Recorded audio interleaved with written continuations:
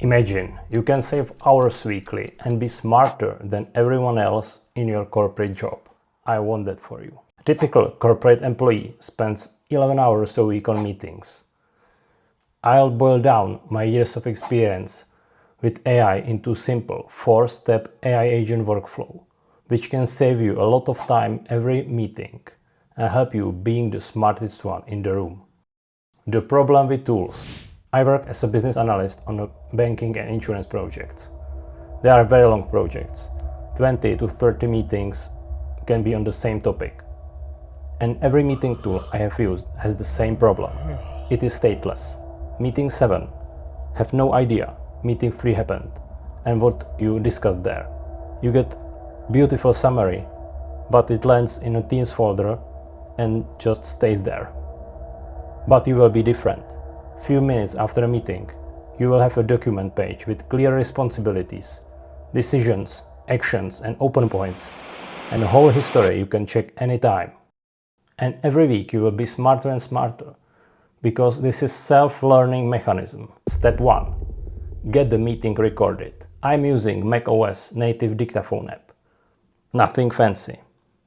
I just press record when I'm in person meeting or Teams call. Advantages is there is no bot in the participant list. And after meeting is done, stop the recording. Step 2. Set up the project context. Before the agents touches the transcript, it reads 2 files, the glossary and a ledger. The glossary is people, systems, acronyms and aliases. Who is John? What does he do? What does he decide? And the fact that half of the team calls him Johnny. That last one is my favorite example.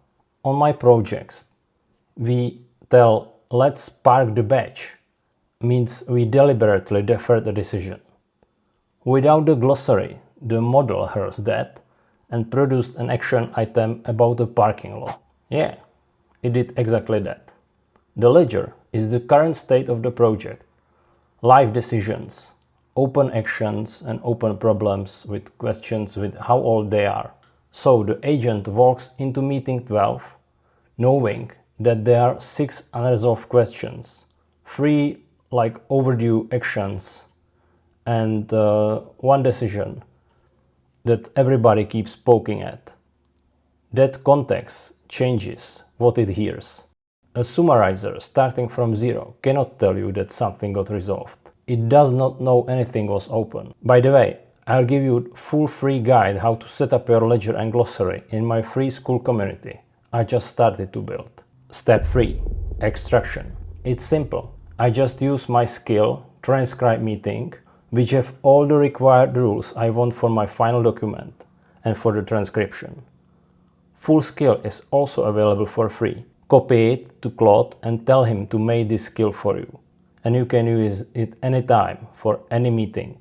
Few rules I have in there. The owner has to be somebody on the attendee list. If nobody explicitly took it, owner is nil.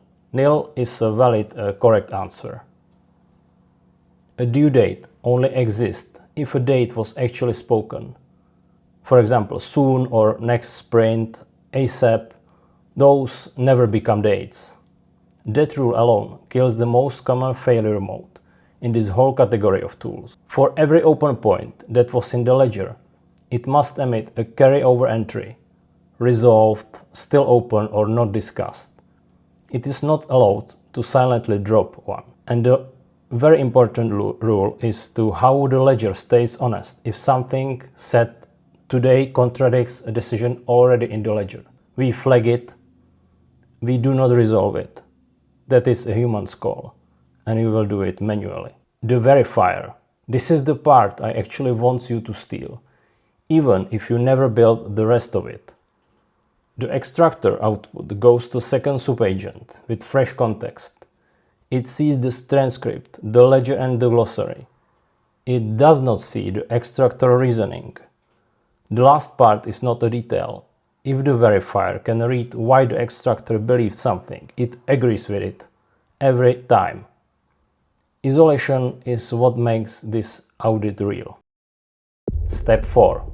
Final document. You got your final verified transcription ready, and now I use another skill to move it to Final, Word or Confluence or any document for later use. Personally, I'm using it as MD files, as I don't need fancy graphic. If you want to use for example Confluence, you need to connect Atlassian MCP server to Cloud Code.